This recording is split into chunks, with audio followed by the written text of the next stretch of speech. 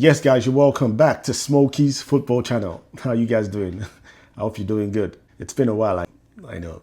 I have a couple of things to discuss today. A lot of things to discuss, a lot of players, the transfer window, and also the FIFA Club World Cup. So stay tuned. Yeah, so let's start with these three names. Robert Sanchez, Mike Maignan, and Petrovic. Well, Petrovic is the really interesting one for me and is the one that, I'm really concerned about. Because Petrovic last season, during the era of, Pochettino, was doing very well. That's the previous season before Maresca. Then, when Maresca came in with the tactics and everything, and I'll come to Maresca because I also have a lot to say concerning him too. He came in with the tactics and everything, and everybody has the right to do whatever they want to do, whatever tactics they want to, deploy and everything. He wasn't ready to use Petrovic, so they had to send Petrovic to Strasbourg for development and everything. And it turns out we all know the story. He went to Strasbourg and he became the best player in the French league. He became the best player in the French league, which is crazy. The performance he really put out there is really alarming. So coming back from the French league, back to his, parent team, which is Chelsea, it's expected that coupled with the rubbish Sanchez did last season, although towards the tail end of the season, he was performing quite well, but, not outstanding, not at the level that we want, because every Chelsea fan out there or every analyst out there know that Chelsea need a top goalkeeper. So Sanchez coming back, Petrovic coming back, I meant to say, should be a no-brainer. He should be the number one choice for the team. But somehow, some way, he's not being given assurances. And he came out some time ago, asking for assurances, else he would rather leave because there's no point, performing that well. Even when he was humble enough to go all the way to Strasbourg to perform that well in the French league, and now come back to now play second fiddle to Sanchez that everybody knows is not performing up to par. It's really an insult to him. And to make matters worse, Chelsea decided to go for Mike Maignan. Well, that one was a tricky one because I actually like Mike Maignan. And everybody likes him. Mike Maignan is one of the top goalkeepers in the world. And anybody would like a chance to have a goalkeeper like that in their ranks. So also going for Mike Maignan to me is also an insult to Petrovic. Because yes, we might all say Petrovic is not at the level of Mike Maignan or top goalkeepers there, but still, he should be given a chance. I feel he should be given a chance rather than spending whatever or, creating the propaganda, whatever is going on at Chelsea when it comes to transfer. A lot of briefings, a lot of rubbish just keeps going on.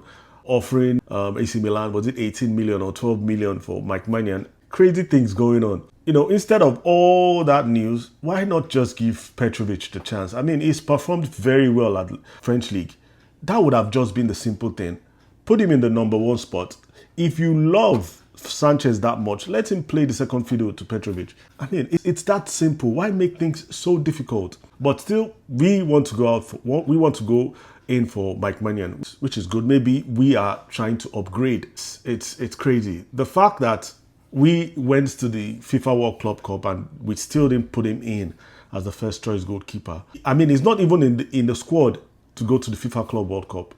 And now they're bringing in briefings of he's asking for assurances. Yes, he has the right to ask for assurances. I mean, put yourself in his shoes. Going through all that and now coming back to play second fiddle to a Sanchez that you personally know that performed really bad last season. I mean, it's really sad that for my gut feeling says we should stop all these briefings, stick with Petrovic as the number one choice, save that money and use that money to buy maybe a striker or something.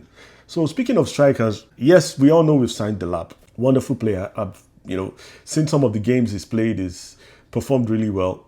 He's a really good player that we should be looking up to for great things come this season. Also, Jackson, which is the second striker we have. Only God knows what's going on with Jackson. I think he needs to go home. I think he needs to do some serious prayers because everything just seems to be going bad for him. I mean, 2 red cards in 3 matches.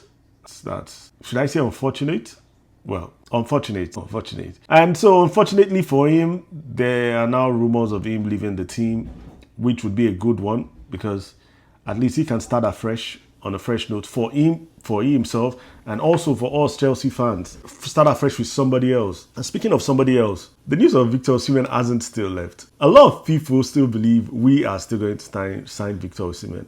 I'm hopeful. I really pray that we sign Victor Osimhen because he would be the perfect answer to this team. He would be the perfect answer for this Chelsea team. And, you know, if his backup or the underlying player should be Delap, that would be fantastic. But I don't know. It doesn't look like it. The wages and the bids from here and there. But speaking of bids, the fact that Osimhen rejected that amount from Al Hilal is also crazy. Meaning that he has plans, and what those plans are, we don't know.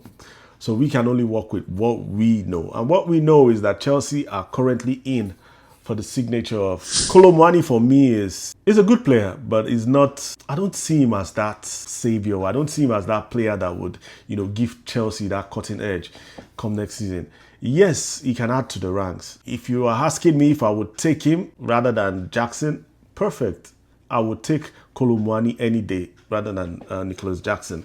Because Nicholas Jackson has just proven to us that he doesn't want to improve or he doesn't want to change. I don't know. Everything about him is just getting worse. And it's better we just cash in right now before the ship sinks. That's what I think. And I wish him good luck wherever he is going to eventually end up at. But Kolo Muani is a good option, but I don't think it's the solution for Chelsea right now. I mean, we should be going for players like Osimhen. And even this name, there's a player out there that I don't understand why a lot of teams are not flocking around him. It's Victor Gyökeres. He had crazy numbers last season and still nobody's pushing so hard for him. The only team that were pushing for him was actually Manchester United. And he's made it clear that he's not going to Manchester United. So I don't know what's going on with Victor Gyökeres. Maybe something will come up later in the window. We'll have to see. But let's see how the story develops with Kolo Muani. Because for me, Ekitike is also a fantastic player, but the price tag put on him is too high. It's too high. It's unreasonable for a player that is unproven in the EPL. I don't see what he's going to, you know, bring to the table. Yes, he's a fantastic player. He's good on the ball, plays with both feet and everything, but that price is too much to me. For me, it's too much. So let's move on to the left flank right now. Everybody knows we're going for Gittins. And also, there's something about Germany when it comes to EPL teams. They just want to cash in, and they want to cash in big. You can imagine Gittins. Asking price for Gittins is, I think, is 80 or 100 million, or close to 100 million, about 80 million euros, which is crazy. Who is Gittins? Who is Gittins?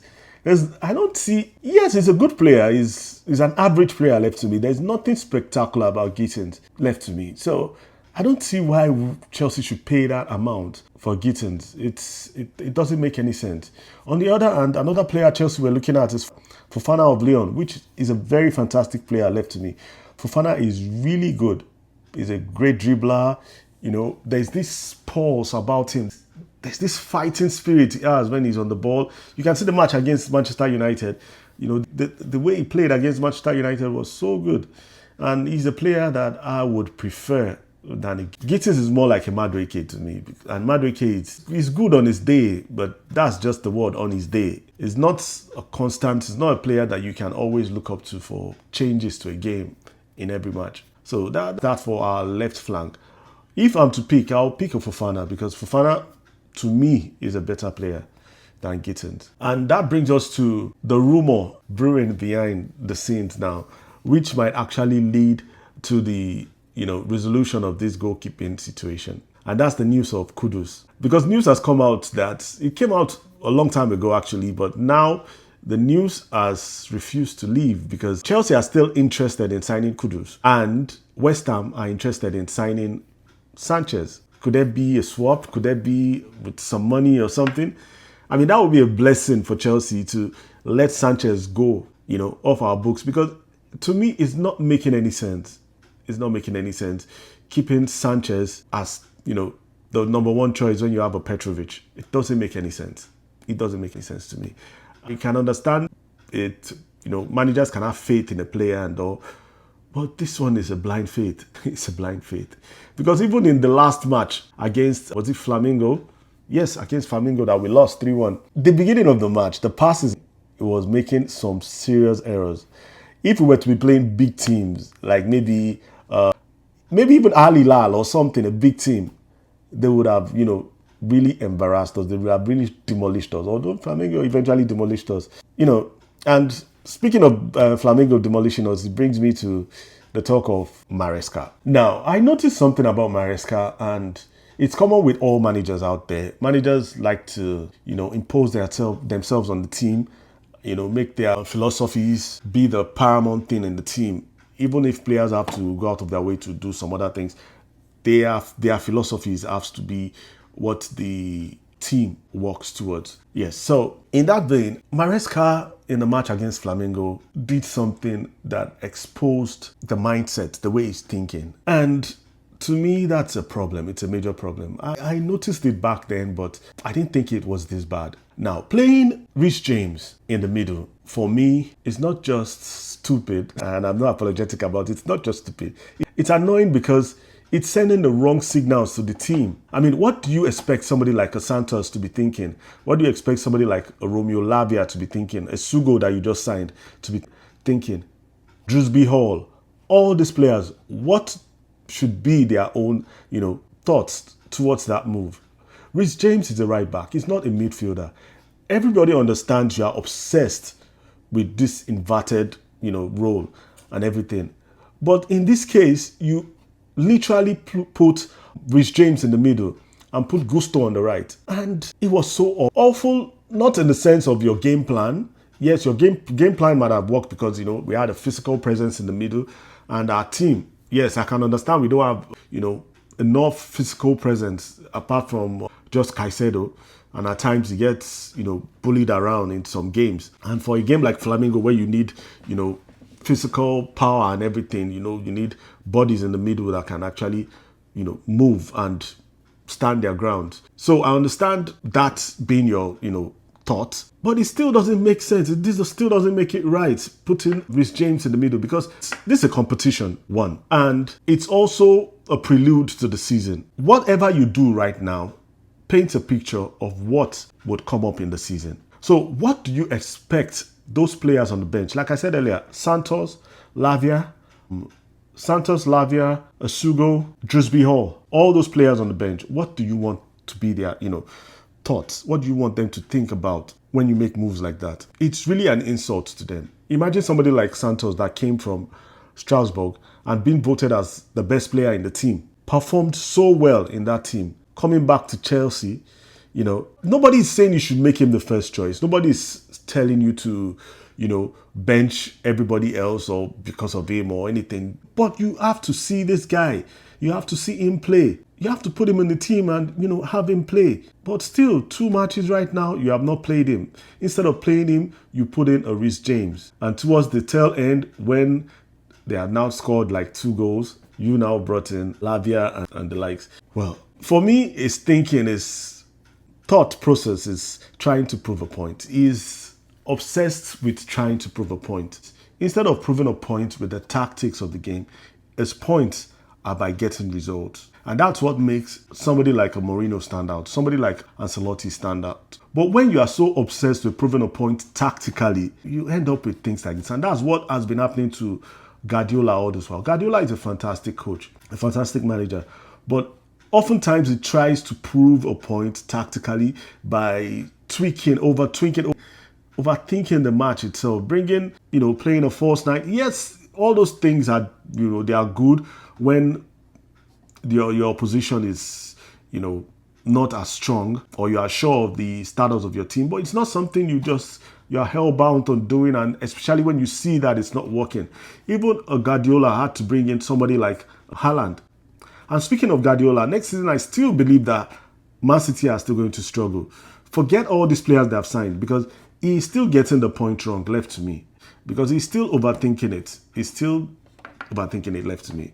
Good players that he signed, fantastic players, Ryan Cherky, Tijani Reinders, all those players, they are fantastic players. But let's see how it goes.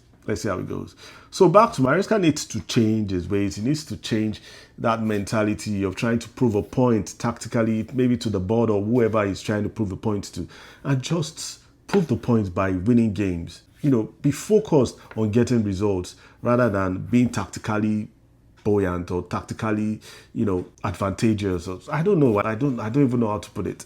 So that's why I feel about Maresca and the shenanigans he did in that match. Our next match is against Experienced Tunisia, and that's tomorrow. It promises to be a challenging one, and I hope for his sake he plays Santos, regardless of what everybody is saying that, okay, it's a must-win match or we have to draw the game. You have to give these players a chance.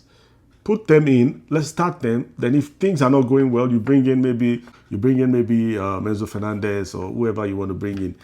But start them, let them prove their point. That's what I feel. Let me know what you feel about all these things I've said in the comment section. If you're new here, please endeavor to subscribe. Click on the bell notification button to get notified anytime I drop a new video. Give us a thumbs up and leave comments in the comment section. Till next time, peace.